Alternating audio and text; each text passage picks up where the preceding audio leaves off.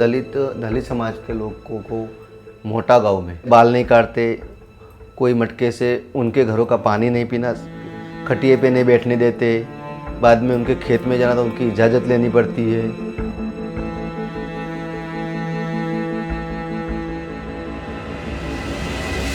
गांव में मंदिर है बहुत, सूरत देवी माँ का मंदिर है मोटा बड़ा, उसमें अंदर जाने नहीं देते कि अशुद्ध हो जाता है मंदिर भी। ना कोई बुजुर्ग 50 साल का 60 साल का बैठेगा तो वो लोग उठ के चले जाएंगे, तो फिर बाद में वो पूछेगा क्यों उठ गए, तो तेरे साथ हम नहीं बैठे, तू दलित है। In 2022, there were over 57,000 recorded cases of crimes against scheduled castes, averaging 158 cases daily. केले पे बाहर में तो कुत्ता खाता है ऐसे खिलाते हो।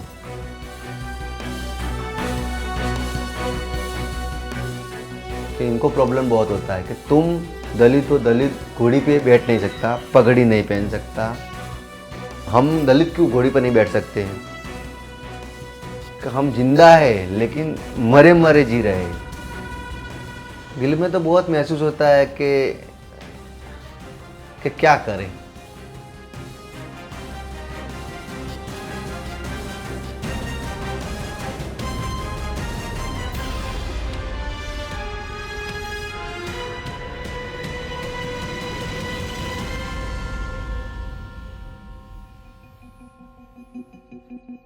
When discussing caste in contemporary India, there is a common tendency for people to assert that it no longer exists and belongs to the past. However, is this assertion reflective of reality? The National Crime Records Bureau's latest report shows that in 2022, there were over 57,000 recorded cases of crimes against scheduled castes all over India, averaging 158 cases daily. This marks a 35% increase compared to the figures from 2018. But what comes to our minds when we think of atrocities against Dalits? It's likely just violence. How do you comprehend a situation where leading a seemingly normal life becomes an act of defiance and courage? In this journey of mapping India, this is the state of Gujarat. And it's the story of Bhupat Bhai Sekhalia, fighting for the right to lead a normal life. He tells us what it feels like to be wounded again and again, and why the life we all call normal may actually be a matter of privilege for people like him.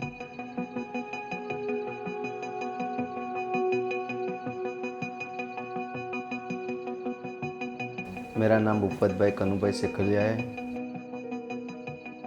Gujarat का बनासकांठा जिला है और बनासकांठा जिला का मोटा गांव है, वहाँ मैं रहता हूँ और मैं दलित समाज का लड़का हूँ। मेरे परिवार में मम्मी पापा है, मेरे छोटे 2 भाई हैं, मेरी बीबी और मेरा छोटा बच्चा है।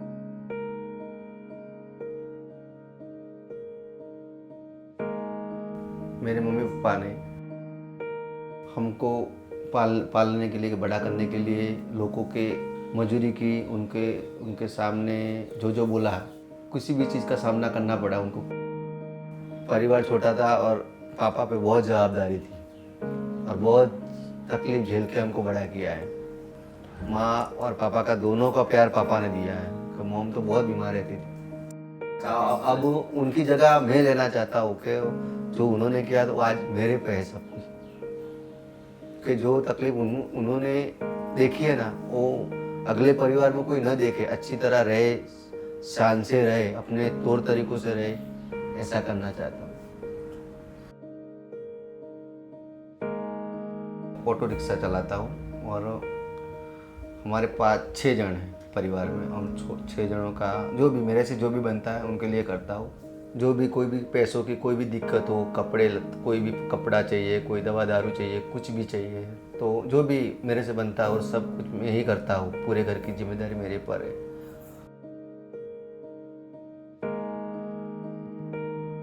कभी कभी ऐसा भी होता है कि होता है धंधा, नहीं होता है, हो जाता है तो 200-500 का भी हो जाता है, नहीं होता तो 100 का भी नहीं होता है। सभी है, जो दोनों भाई थोड़ा थोड़ा कमाते, मम्मी पापा कमाते, मैं भी कमाता, सब मिलजुल के कमाते, तभी हमारा घर का गुजरान चलता है। मैं बचपन से जिद्दी बहुत हूँ, आज तक जिद्दी हूँ। जो मैं ठान लेता हूँ कि जो करना है करता हूँ 110% के, भले जान चले जाएंगे तो भी करूँगा। मैं किसी के दबाव में नहीं रहता।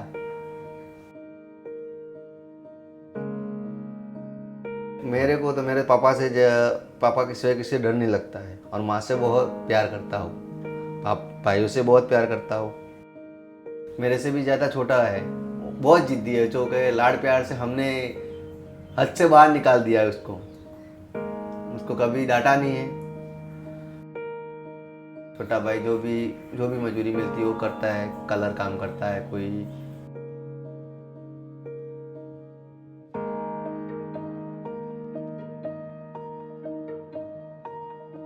अच्छी तरह रहना, अच्छी तरह कपड़ा अच्छे पहनना, अच्छी तरह घूमना, अच्छी गाड़ी में घूमना, ऐसा ही मेरा शौक है। और अपने परिवार का अच्छी तरह देखभाल रखना।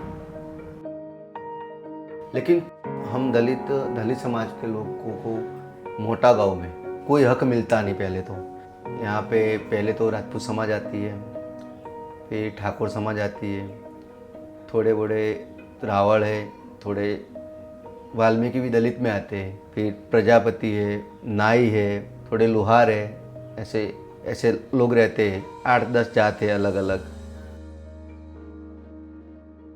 सबसे ज़्यादा लोग ठाकुर समाज के लोग हैं, उनको 3,000 से ज़्यादा ही कर हो गए।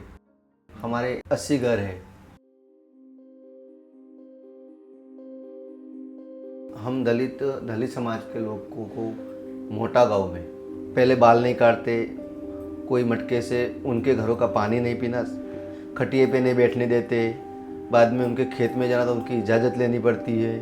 बहुत अत्याचार के, कोई डेयरी है, डेयरी में भी हमारा कोई सम्मान होता नहीं है। वो लोग ऊपर बैठते, उनका छोटा बच्चा होता है 10-15 साल का तो भी कुर्सी में बैठता, और हमारा दलित समाज का 15 साल 50 साल का होगा तो भी नीचे बैठता है।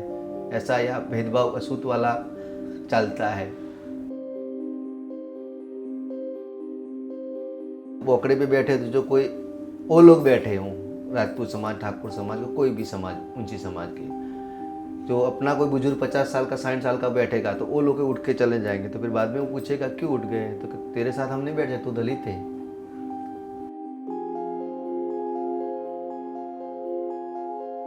गांव में मंदिर है बहुत, सूरत देवी माँ का मंदिर है मोटा बड़ा, उसमें अंदर जाने नहीं देते कि अशुद्ध हो जाता है मंदिर भी, ऐसा बोल रहे हैं।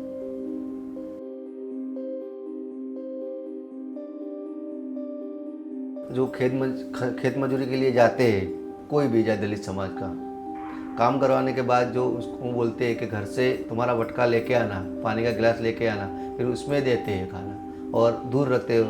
बाद में वो बोलता है कि वो जो कंतन आता है ठेले पे बाहर में जो कुत्ता खाता है ऐसे खिलाते हो। बाहर कुत्ता नहीं बैठता हो, घर के बाहर ऐसे खिलाते हैं।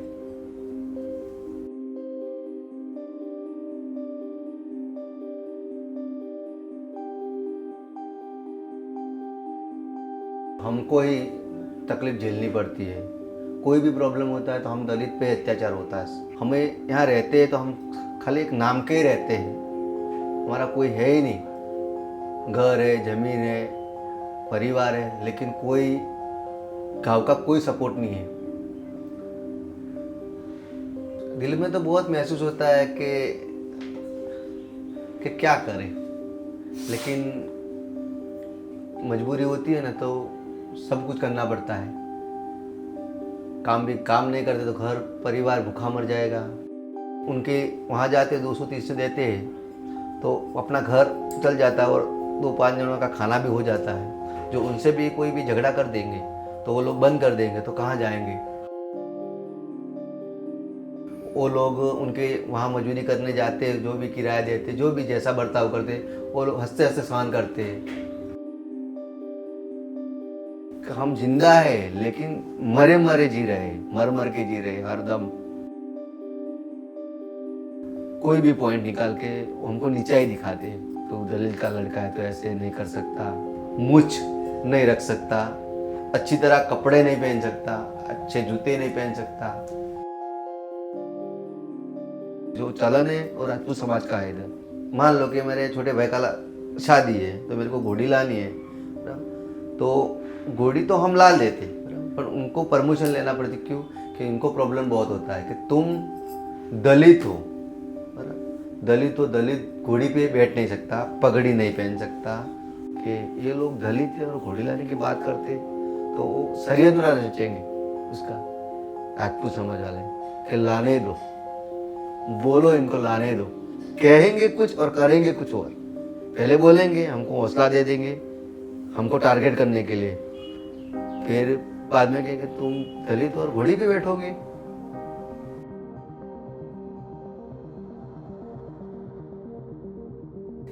हम दलित क्यों घोड़ी पर नहीं बैठ सकते? तो वो मेरे मासी का ही लड़का था, वो उसका नाम अतुल भाई वीराभाई सेकलिया है, और उसका शादी था आर्मी में है, अफसर है। तो उसने, उसका भाई था, तो उसने बोला था कि मेरे को घोड़ी लानी है, तू बैठेगा घोड़ी पे, मैं तेरे को बिठवाऊंगा। कि राजपूत समाज को खून उबलने लगा कि दलित जब घोड़ी पे बैठ जाएगा तो एक कायदा नियम कुछ रहेगा नहीं। घोड़ी लानी थी पर लेकिन पहले उन्होंने रोक दिया कि तुम घोड़ी लाओगे ना तो जान हानि हो जाएगी गांव में, किसी का मर्डर भी हो सकता है इसमें, ऐसा बोला था। लगन के समाज जो कोई लड़ाई झगड़ा होगा तो उसकी जिंदगी, अपना घर का कोई जाएगा। उसने अच्छा सोच के किसी को न नुकसान पहुंचे इसलिए घोड़ी नहीं लाई थी। लेकिन ये राजपूत समाज वाले समझे नहीं, फिर भी पत्थर मारा किया उन्होंने, पत्थर मारा किया तो केस किया। तो हम तो उनके साथ ही साथ के साथ रहते थे, डटे रहते थे। उसमें उन्होंने एट्रोसिटी की तो हम साथ में पुलिस स्टेशन FIR कराई, सब में साथ रहे। वो जहाँ जाते मीटिंग होती तो साथ में रहते थे। फिर बाद में उन्होंने टारगेट किया कि भूपेन और कन्हैया भाई के लड़के हैं, वो लोग ज़्यादा इनमें इन्वॉल्व है। तो पहले तो नाम नहीं लिया, फिर 4-5 महीने के बाद जो जिगर कहाँ भी जाता था तो उसको टॉर्चर करते थे। मैं भी कहीं भी जाता था तो मेरे को भी धंधे पे जाता था वो लोग कि तुमको तो देख लेंगे, तो बहुत उड़ रहा है हवा में, तेरे को देख लेंगे।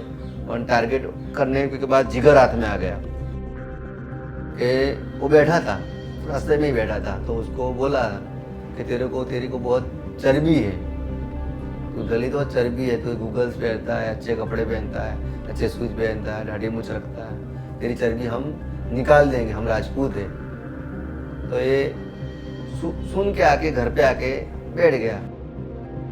मेरे को बोला पहले उन्होंने कि तेरे भाई बहुत हवा में उड़ रहा है, उसको बहुत चर्बी है, तो उसको समझा देने का कि हम टंकर में कि रेलवे की पटड़ी में मार के फेंक देंगे। तुम पहले भी केस कर चुके, तो क्या हमारा उखाड़ लिया तुमने, हमारा तुम कुछ नहीं बिगाड़ सकते, कि हमारे पक्की धूड़ हो तुम। फिर बाद में जिगर को वो 30/5/2023 को रात को 7, 8:30 के 9 बजे तक, रात को डेरी बोलते हैं गांव में, डेरी के पीछे वाले भाग में उपाड़ के नीचे ले गए इसको, जिगर को अकेले को, और 15 लड़कों ने इतनी बुरी तरह से पीटा कि उसको होश भी नहीं था। फिर बाद में मम्मी बुलाने गई खाने के लिए, तो मम्मी बोली कि जिगर चल, तो जिगर तो उसको मार रहे थे, तो फिर उसको छुड़ाने गई तो उसको भी मारा, मम्मी को बहुत मारा, हाथ पे लगा और माथे के। अभी भी ये हुए 5-6 महीने, अभी भी उसके मगज पे अभी भी असर है।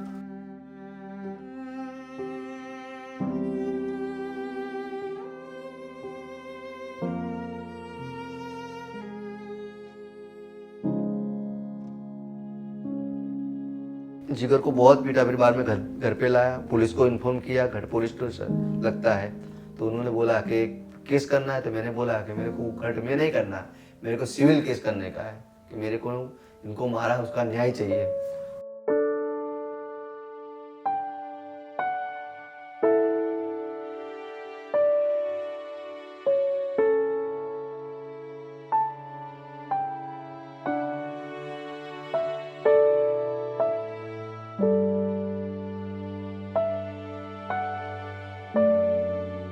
सिविल हॉस्पिटल पालम में ले गए। 15 दिन उनका ट्रीटमेंट हुआ। फिर बाद में बहुत लगा था बहुत, लेकिन सिविल में रिपोर्ट में कुछ उलट पुलट कर दिया कि कोई रिपोर्ट में ऐसा नहीं दिखा कि लगा है, घुस दिया हो तो कुछ भी किया हो। और आज दिन तक अभी इस केस को 7 महीने हो गए, कोई न्याय नहीं मिला कि उनको, उन आरोपियों को आज तक कभी भी अरेस्ट भी नहीं किया। और जब भी हम एसपी है, डीवाईएसपी सर, पुलिस वाले उनको बोलते हैं तो वो हो जाएगा बस, प्रशासन बोलते हैं ना उसको, प्रशासन सब उनका है। Dalits constitute 6.74% of Gujarat's 7.16 crore population. In the last 7 years, the state witnessed 9,178 cases of crime against Dalits. In 2022, the state registered 1,425 cases of atrocities against Dalits, averaging 4 cases every day.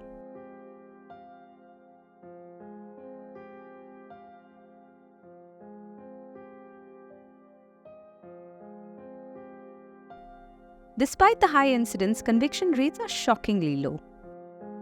In 2021, Gujarat recorded a dismal conviction rate of only 5.8% for crimes against Dalits, ranking amongst the lowest in the country. Kantilal Parmar is an activist associated with Navsarjan, a trust dedicated to offering legal support and fostering awareness within the Dalit community. From once being an ordinary Dalit individual unaware of his rights, Kantilal now sheds light on the evolving patterns in the caste dynamics within the state of Gujarat. Gujarat में जो हो रहे हैं day to day violation बढ़ रहा है, ये untouchability practice है, वो पहले नोटिस पे नहीं आती थी, अब बहुत नोटिस पे आ रही है, क्योंकि वो लोगों की जागृति बढ़ जाने से वो अभी पुलिस स्टेशन में भी अभी उसका रिपोर्टिंग हो रहा है। ये हमने जो 3 साल तक उसका वो सर्वे किया था अनटचेबिलिटी प्रैक्टिस का 1589 गाँव में, तो इसमें उभर के आया था कि 97 type of untouchability practice is going on with the Dalit and upper caste.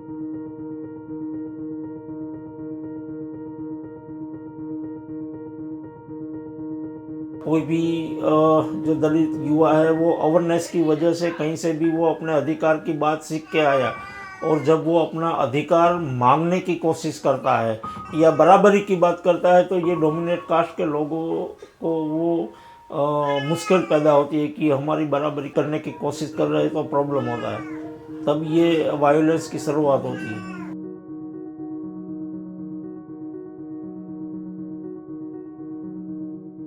Constitution की माध्यम से जो लॉ है तो वो फंडामेंटल राइट है या एट्रोसिटी एक्ट है, पीसीआर एक्ट है 1955 का, तो वो इम्प्लीमेंट अच्छी तरह से नहीं होता है।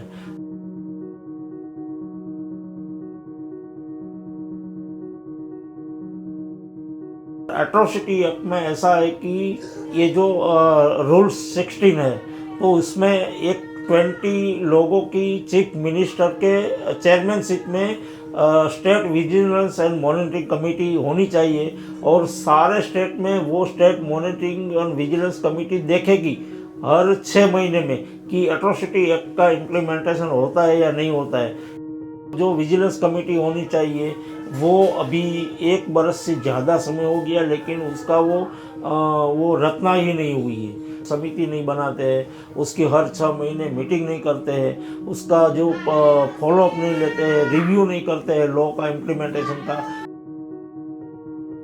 तो ये दोनों तरफ से अलग अलग है, गवर्नमेंट के सामने भी लड़ना है और जो अपर कास्ट है उसके सामने भी लड़ना है, पुलिस के साथ भी लड़ना है, और जो अत्याचारी है उसके सामने भी लड़ना है। Kantilal also highlights something new, a different pattern in the caste dynamics that he is noticing in the state of Gujarat. हमारा सर्वे ये कहता है कि डोमिनेट कास्ट जो है वो ब्राह्मण और क्षत्रिय तो है ही, लेकिन जब हम वायलेंस की बात करते हैं, कास्ट बेस्ड वायलेंस की, तो सबसे ज़्यादा वायलेंस ओबीसी करते हैं दलित पर। तो वो ओबीसी अपने आप को अपर कास्ट गिनता है। हमने 5 बरस का डेटा लिया था गवर्नमेंट से, अलग अलग पुलिस स्टेशन में से, अलग अलग डिस्ट्रिक्ट जो सुपरिटेंडेंट पुलिस है उसमें और स्टेट लेवल पे से, सभी एक एक एफआईआर में से जाति निकाली कि कौन कौन सी जाति के लोग हैं जो एट्रोसिटी करते हैं दलितों पे। तो सबसे ज़्यादा हमें पाया कि मोर देन 50% ये जो एट्रोसिटी होते हैं बाई ओबीसी से होती है।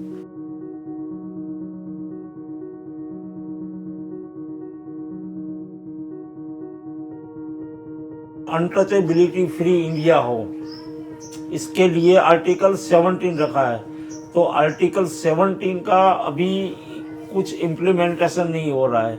आप हिंदुस्तान के किसी कोने में जाओ, सभी जगह अनटचेबिलिटी प्रैक्टिस है। हमें जीने का अधिकार है आर्टिकल 21 में, लिव लाइवलीहुड विथ डिग्निटी, लेकिन डिग्निटी तो कहीं है नहीं। हमें कास्ट बेस्ड ऑक्यूपेशन करना पड़ता है, हमको वो ये सावना लेके गली साफ करनी पड़ती है, ये हमें ये गटर में मरना पड़ता है। तो it is caste based occupation. सरकार को ये करना चाहिए कि लोगों को बताना चाहिए गवर्नमेंट की ओर से। कई कैंपेन चल रहे हैं, बेटी बचाओ बचाओ बेटी पढ़ाओ, उसका कैंपेन चल रहा है, कोरोना मुक्त भारत हो, इसका कैंपेन चल रहा है। तो ऐसा कैंपेन चलाना चाहिए कि अनटचेबिलिटी फ्री इंडिया हो, caste based violence free India हो, उसके लिए जागृति बढ़ाना चाहिए। हमारा आइकॉन डॉक्टर बाबा साहेब आम्बेडकर है। ये जो पहले कॉन्स्टिट्यूशन नहीं था, अभी कॉन्स्टिट्यूशन आया है। हम पहले लड़ नहीं सकते थे, लेकिन अब हम लड़ सकते हैं।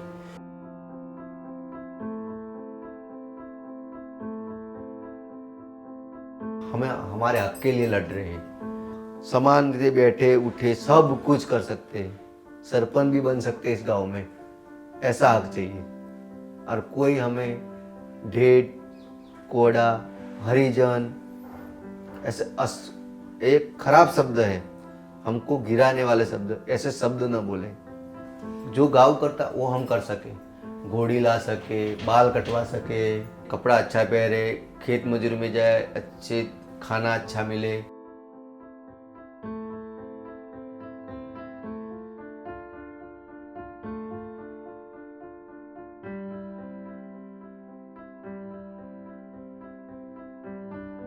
ऐसा होता है, फीलिंग ऐसा होता है कि जीना भी कोई जीना है। हम भी इंसान हैं, हमारे जैसा उनका शरीर है, सब कुछ है। ये जातिवाद का ये मसला कब हल होगा?